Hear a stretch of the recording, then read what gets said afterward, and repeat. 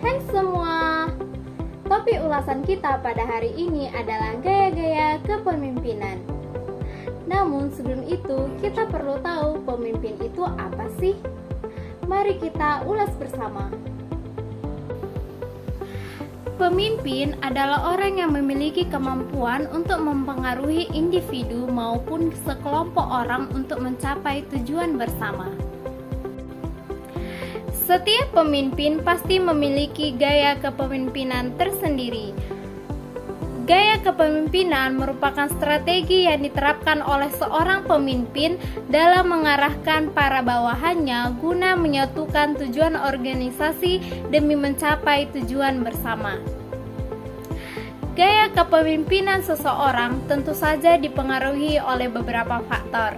Yang pertama dari kepribadian, yang kedua dari segi intelijensi, yang ketiga kemampuan berkomunikasi, yang keempat karakteristik dari anggota organisasi, dan yang kelima adalah urgensi dalam mencapai tujuan. Dalam pelaksanaannya, ada pemimpin yang memiliki gaya kepemimpinan yang tetap sesuai dengan kepribadian dan intelijensinya. Namun, ada juga pemimpin yang gaya kepemimpinannya berubah-ubah sesuai dengan karakteristik anggota organisasi dan urgensi dalam mencapai tujuan. Oke, langsung saja mari kita ulas. Yang pertama adalah otoriter. Dalam gaya kepemimpinan otoriter, pemimpin bertindak diktator pada bawahannya, cenderung melakukan pemaksaan dalam menggerakkan kelompoknya. Di sini, kewajiban dari bawahan adalah mengikuti dan menjalankan perintah. Tak boleh ada saran dan bantahan dari bawahan. Mereka diharuskan patuh dan setia secara mutlak kepada pemimpinnya. Kendali penuh ada pada pemimpin dan bersifat satu arah. Adapun kelebihan dari gaya kepemimpinan otoriter, yang pertama adalah keputusan akan dapat diambil dengan cepat karena mutlak hak pemimpin, tak ada bantahan dari bawahan. Yang kedua, pemimpin yang bersifat otoriter pasti bersifat tegas sehingga apabila terjadi kesalahan dari bawahan, maka pemimpin tak segan untuk menegur. Yang ketiga, mudah dilakukan pengawasan. Selain daripada itu, ada pula kelemahan dari gaya otoriter. Yang pertama, suasana kaku, mencekam, dan menakutkan karena sifat keras dari pemimpin. Yang kedua, menimbulkan permusuhan, keluhan, dan rawan terjadi perpindahan karena bawahan tidak merasa nyaman. Yang ketiga, bawahan akan merasa tertekan karena apabila terjadi perbedaan pendapat, pemimpin akan menganggapnya sebagai pembangkang dan kelicikan. Yang selanjutnya, kreativitas dari bawahan sangatlah minim karena tidak diberikan kesempatan mengajukan pendapat. Seterusnya, pengawasan dari pemimpin hanya bersifat mengontrol apakah perintah yang diberikan telah dijalankan dengan baik oleh anggotanya. Dan yang terakhir, mudah melahirkan kubu oposisi karena didominasi pemimpin yang berlebihan. Berikut adalah tokoh-tokoh dari dunia yang memiliki kepemimpinan otoriter. Yang pertama seperti Adolf Hitler, yang kedua seperti Muhammad Gandhi, dan Saddam Hussein. Selanjutnya adalah gaya kepemimpinan demokratis. Kepemimpinan demokratis menuntut pembagian kekuasaan yang setara, tidak ada satu pihak yang lebih mendominasi dari yang lainnya dalam proses pengambilan keputusan. Gaya demokratis tidak menunjukkan hierarki. Pemimpin yang menganut gaya ini membuka kesempatan sama besar bagi para anggota timnya untuk berpartisipasi lebih aktif untuk mengambil keputusan. Kepemimpinan dengan gaya demokratis memiliki kelemahan dan kelebihan. Adapun dari kelebihan dari gaya kepemimpinan demokratis, yang pertama, hubungan antara pemimpin dan bawahan harmonis dan tidak kaku. Yang kedua, keputusan dan kebijakan diambil melalui diskusi sehingga bawahan akan merasa dihargai dan dibutuhkan perannya. Yang ketiga, mengembangkan daya kreativitas dari bawahan karena dapat mengajukan pendapat dan saran. Yang keempat, bawahan akan merasa percaya diri dan nyaman sehingga bisa mengeluarkan kemampuan terbaik untuk menyelesaikan tugasnya. Yang kelima, bawahan akan merasa bersemangat karena merasa diperhatikan. Yang selanjutnya, tidak mudah lahir kubu oposisi karena pemimpin dan bawahan sejalan. Selain daripada kelebihan, tentu saja setiap gaya memiliki kekurangannya masing-masing. Adapun kelemahan dari gaya kepemimpinan demokratis, yang pertama adalah proses pengambilan keputusan akan berlangsung lama karena diambil secara musyawarah. Yang kedua, sulitnya dalam mencapai kata mufakat karena pendapat setiap orang jelas berbeda. Dan yang terakhir, akan memicu konflik apabila keputusan yang diambil tidak sesuai dan apabila ego masing-masing anggota tinggi. Adapun pemimpin dengan gaya demokratis seperti John F. Kennedy dan Muhammad Gandhi. Selanjutnya adalah gaya kepemimpinan karismatik. Dalam gaya kepemimpinan karismatik, pemimpin adalah para sosok yang memiliki kepribadian kuat. Ini merupakan sumber kekuatan yang membuat banyak orang menghargai nilai yang mereka anut. Para pemimpin karismatik tidak sekedar terkenal karena posisi atau kepemilikan terhadap suatu hal, karena mampu mengubah arah pandang pengikutnya yang sudah mengakar menjadi suatu hal yang lebih baik lagi. Adapun kelebihan dari gaya kepemimpinan karismatik, yang pertama, dapat mengkomunikasikan visi dan misi secara jelas. Yang kedua, dapat membangkitkan semangat bawahan untuk bekerja lebih giat.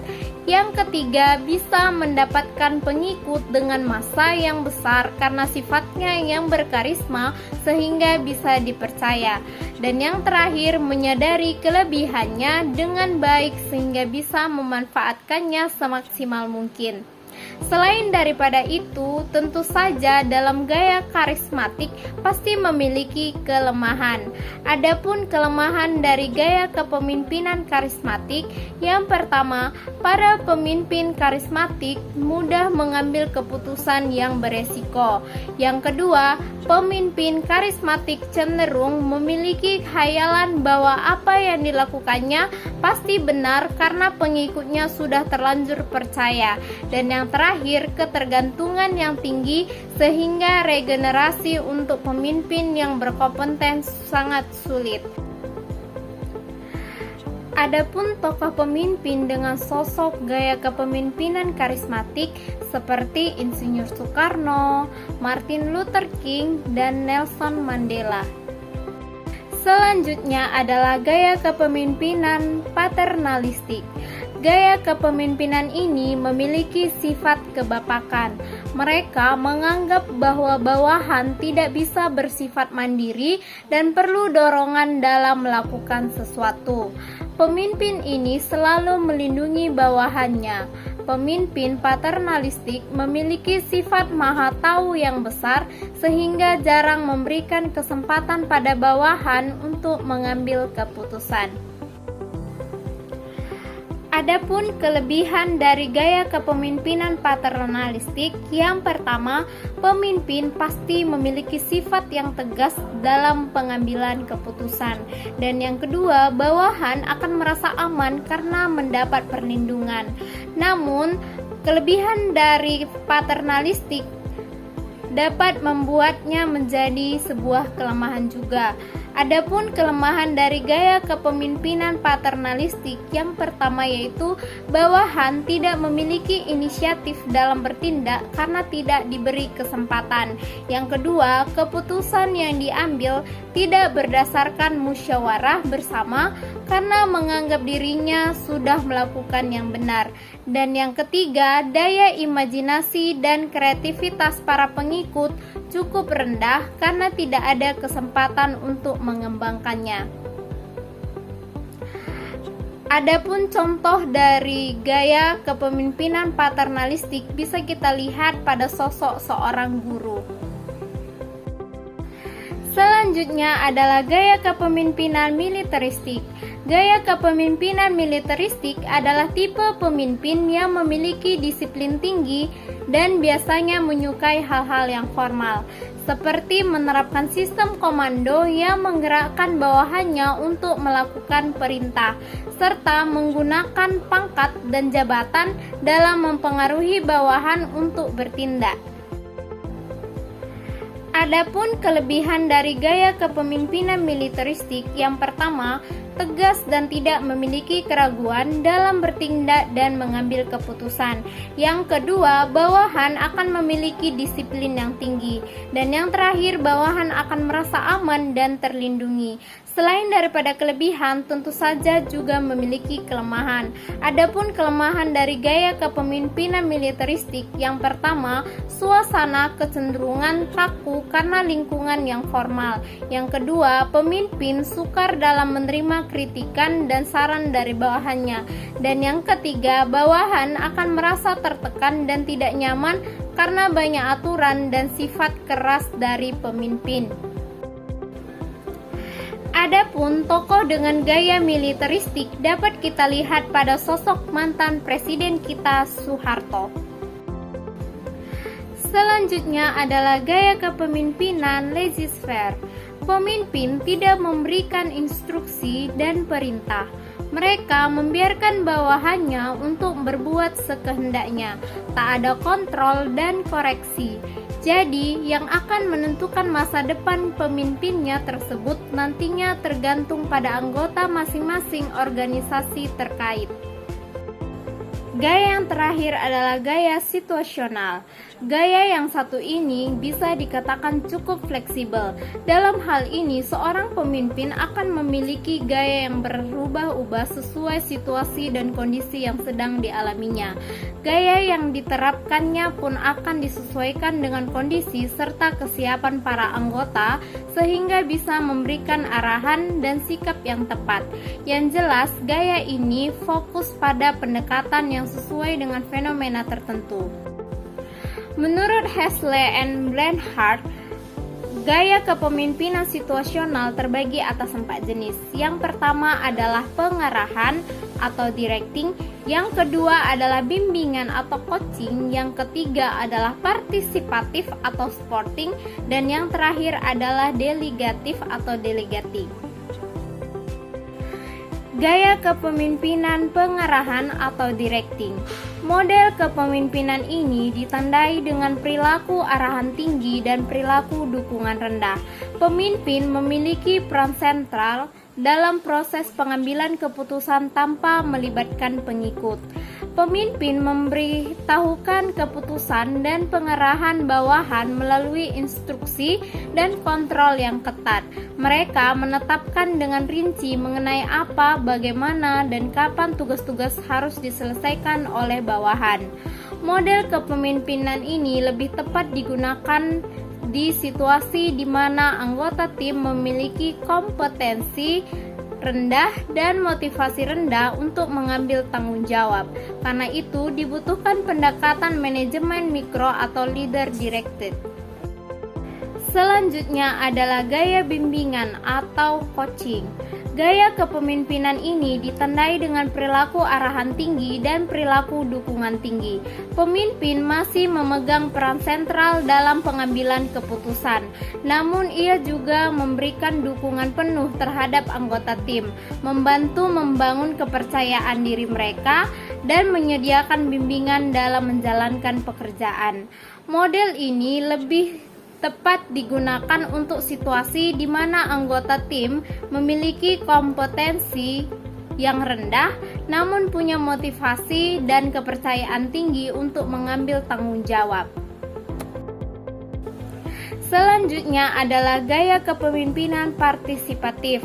Gaya kepemimpinan ini ditandai dengan perilaku arahan rendah dan perilaku dukungan tinggi. Pemimpin sedikit memberikan instruksi dan lebih banyak memberikan dukungan dan bantuan kepada anggota tim. Proses pengambilan keputusan menggunakan metode partisipatif untuk menghasilkan keputusan bersama. Bawahan dilibatkan dalam proses tersebut dan punya peran yang besar dalam menentukan keputusan. Model kepemimpinan ini lebih tepat digunakan untuk situasi di mana anggota tim memiliki kompetensi tinggi namun punya motivasi dan kepercayaan rendah untuk mengambil tanggung jawab. Yang terakhir adalah gaya kepemimpinan delegatif. Gaya kepemimpinan ini ditandai dengan perilaku arahan rendah dan perilaku dukungan rendah. Pemimpin tidak lagi melibatkan diri dalam tugas dan tanggung jawab. Kepemimpinan delegatif ini memberikan otonomi kepada bawahan dan membiarkan mereka menyelesaikan pekerjaan dengan caranya sendiri.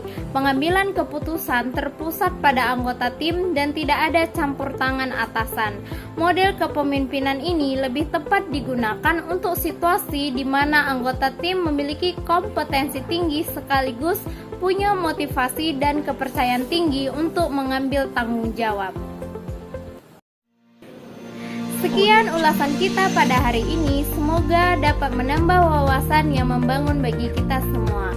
Terima kasih.